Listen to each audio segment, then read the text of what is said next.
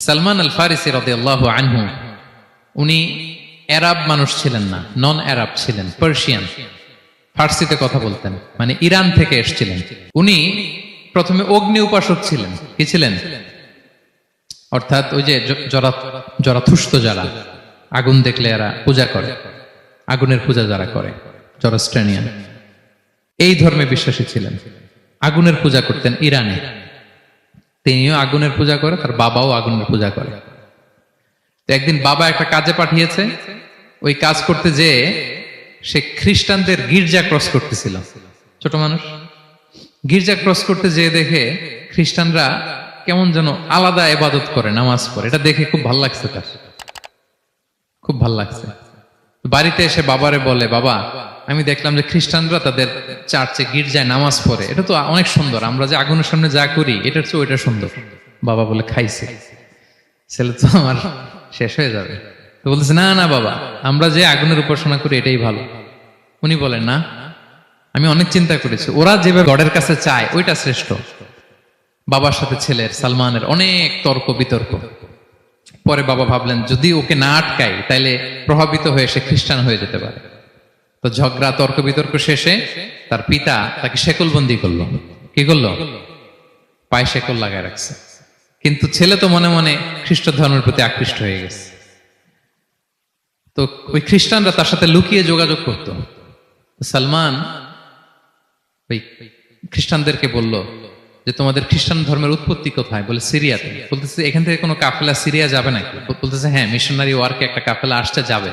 বলতেছে, যেদিন যাবে আমাকে বলবে। তো যেদিন যাবে তাকে এসে বলা হয়েছে তার বাবা নাই, সে শিকল ভেঙে, শিকল সহ ওই কাফেলার সাথে যে জড়িত হয়েছে। দেখেন বিশ্বাস, আদর্শ মানুষকে কিভাবে উজ্জীবিত করে। উনি চলে গেলেন সিরিয়াতে। সিরিয়াতে যে এক পাদ্রির হাতে বায়াত হলেন, কিন্তু এই পাদ্রিটা ছিল ভণ্ড। সে খ্রিস্টানদের দান সৎকা নিয়ে গরিবদের না দিয়ে নিজেই খেয়ে ফেলতো।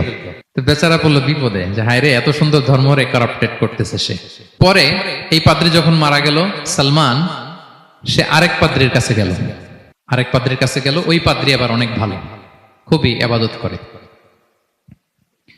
তো ওই পাদ্রি কিছুদিন থাকার পরে ওই পাদ্রিও মারা গেল। ওই মারা যাওয়ার আগে সে জিজ্ঞেস করতেছিল যে, পাদ্রি, এই বর্তমান পৃথিবীতে সবচেয়ে ভালো খ্রিস্টান পাদ্রি কে? বলতেছে, আর কেউ নাই।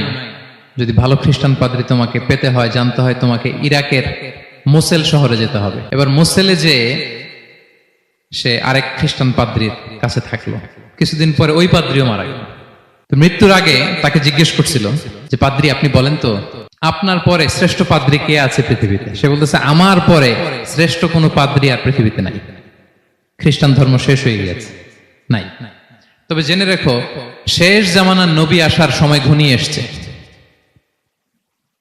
তিনি যে এলাকায় আসবে, এলাকাটা চারদিকে পাহাড় বেষ্টিত থাকবে। চারদিকে থাকবে পাহাড়, খেজুরের বাগান, মরুদ্যান। তাকে চেনার আলামত আছে।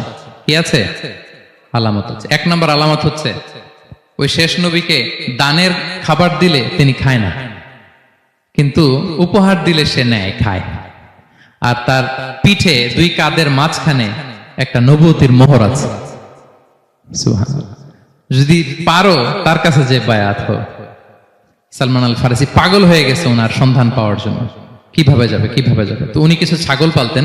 একটা কাফেলা তিনি পেলেন, যে কাফেলা আরব কাফেলা, বনু কালবের কাফেলা, আরব দেশে যাচ্ছে। তাদের সাথে তিনি চুক্তি করলেন যে, আমার যত ছাগল আছে এই ছাগলগুলো তোমাদের দিয়ে দিব, তোমরা কি ওই এলাকায় আমাকে পৌঁছে দিবা? তারা বললেন, হ্যাঁ, পৌঁছে দিব।